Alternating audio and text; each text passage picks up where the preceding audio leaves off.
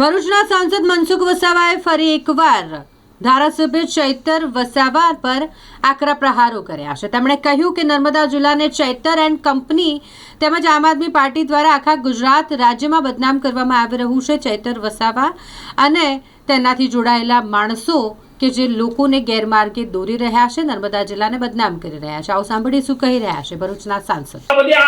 ખોટા લોકોની વાતમાં નહીં આવે। ચૈતર એન્ડ કંપની લોકોને ગેરમાર્ગે દોરે છે, પોઝિટિવ વાતો જ નથી કરતા। આદિવાસીનો ઓળખ આપે છે। એને કહ્યું છે આદિવાસી એટલે કોણ? આદિવાસી છે।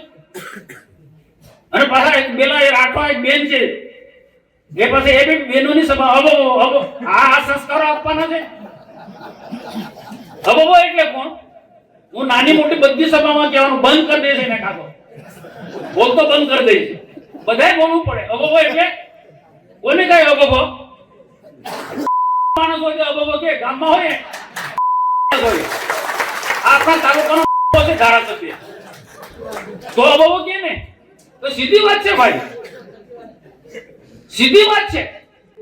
ગામમાં ડામી હોય એક લાકડી લઈને ધારા લઈને કરતો પડે, અને પેલી બેન માજી સંસદ સભ્યની દીકરી આવી હોય એ પાછી બહેનોની સંગત।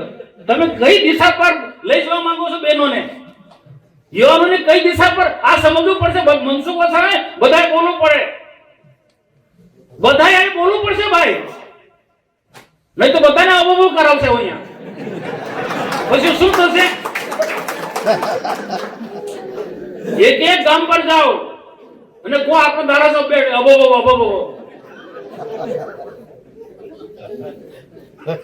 તો આ તો પોઝિટિવ નેતા કોને કહેવાય?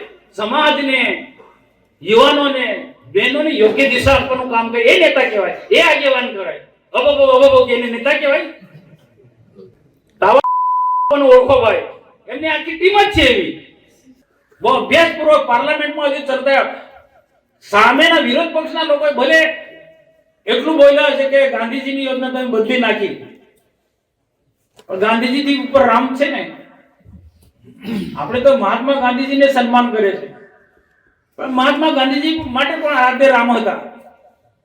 10મા ધોરણ 12મા ધોરણ આપણું બાળક જાય ત્યારે મહેનત કરે, પણ મહેનત કરવાની પહેલા ધોરણથી સરકાર તો તમે જુઓ, સરકાર કેટલી ગંભીર છે। બાળક માના પેટમાં હોય ત્યારથી ચિંતા કરે છે,